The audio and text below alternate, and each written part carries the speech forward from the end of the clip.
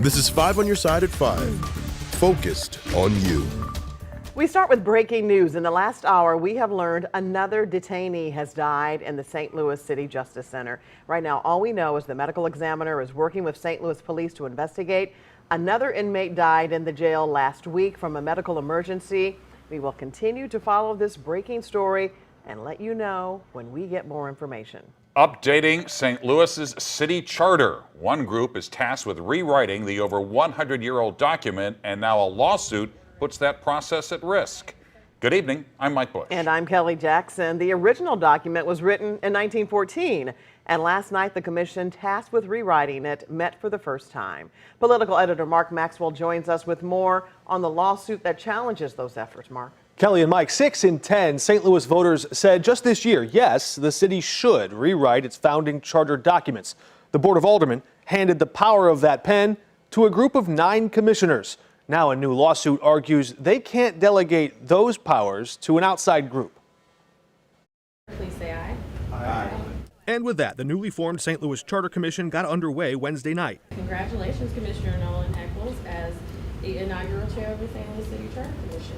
The 9-member panel has high hopes to remake the city's founding documents in a push to streamline and modernize a city struggling to keep up with the times. The weak mayor model is what we have, which is arguably not a good model. Clayton attorney Beavis Schock sees potential in the pursuit, but pointed out problems with the process. The way this is set up violates the Missouri Constitution. There are people getting paid money to sit on this commission, I presume, and they're not entitled to that money because they have no lawful authority to do anything. He and a group of other attorneys and retired judges in the Holy Joe Society are suing to dissolve the Charter Commission, arguing its very existence is illegal and unconstitutional. Any amendments to the charter have to come from the Board of Aldermen. They can't delegate their job. They have to do their job themselves.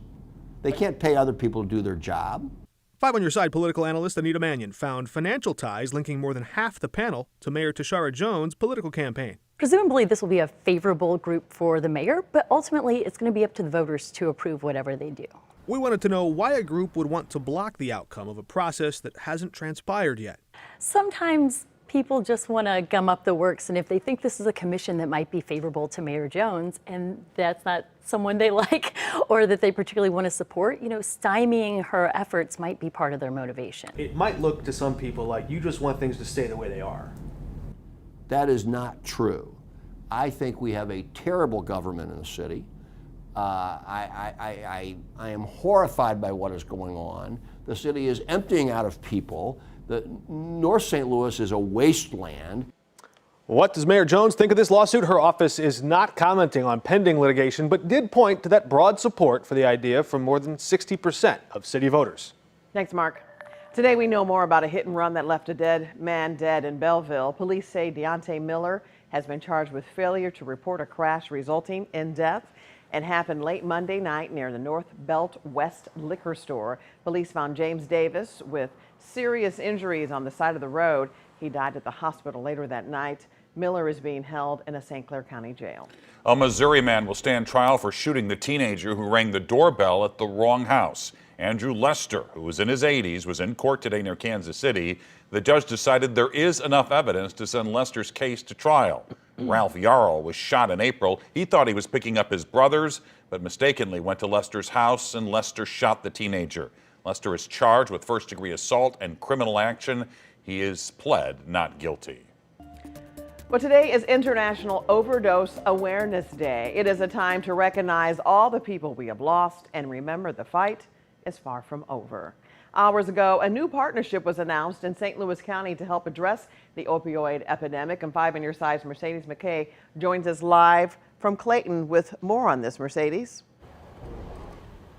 Kelly, we're outside of St. Louis County Library's Mid-County branch. Now, it's one of the 20 locations that will now be distributing free Narcan. It's a tool that can instantly save someone's life during an overdose. The new partnership between St. Louis County and the St. Louis County Library comes after a pilot program. Before, only 5 of the library locations had Narcan for free, but by the end of next month, you'll be able to get it at every location.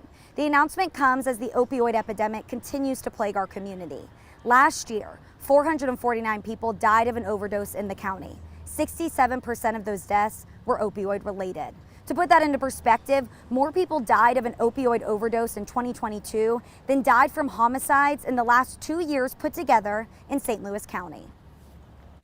A lot of times overdoses occur at home, and by the time you have a EMS responder or police or firefighter that's able to respond, it can sometimes be too late. And so the message is we want everyone to carry naloxone, to feel comfortable using naloxone, and to keep a supply at your house as well. Overdose deaths are down in the county by 11%. Now, health officials do believe that part of that is because they've made Narcan so much more widely available. But the big message of today was that every single one of those deaths were preventable. Live in Clayton, Mercedes McKay, 5 on your side. Affinia Healthcare is also recognizing International Overdose Awareness Day today. They announced that their facilities will also have free Narcan available to the public. It will be available at Affinia Healthcare pharmacies as long as supplies last.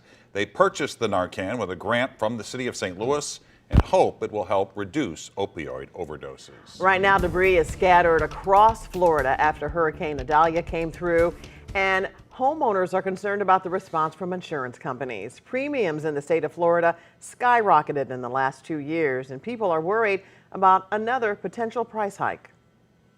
How frustrating is it to you that these premiums seem to be out of control? It's frustrating, not just me, I'm sure to everybody. Officials insist new regulations will keep insurance companies in check, but this problem goes beyond Florida. What homeowners should know, coming up at 5:30 on Nightly News. It will one day house over 500 homes, but people living near the summit of Shiloh say the development is forcing floodwater into their homes and damaging their property. 5 on your side's Holden Kerwicki has more from the Metro East. It's a sunny day and it's dry along Twin Oaks Drive in Shiloh, Illinois, but the people who live here say that's rare due to the amount of runoff from a nearby development they say is making it hard for them to keep their heads and their homes above water. This video, sent to 5 on your side, shows the extent of the flooding, which homeowners Rosalind Holden and Bob Piketty say has only gotten worse as more homes are being built in the nearby summit of Shiloh development, which will house more than 500 homes once complete. Shiloh Mayor Bob Wilmunster says the village is aware of the problem, which they believe starts near the Summit Clubhouse, but he says the contractor has yet to present a plan to fix it. It's a nice neighborhood. You know, we're trying to help them be successful, but they have to be able to help themselves. We need a retention or detention pond put in right behind me. It's just the right thing to do. I reached out to Arch View developers for comment on this story, but they have yet to respond to my request. Coming up at 6, I'm sitting down with the mayor of Shiloh to find out what the village is doing to try and address this issue. Reporting in Shiloh, Illinois, Holden Kerwicki, 5 on your side.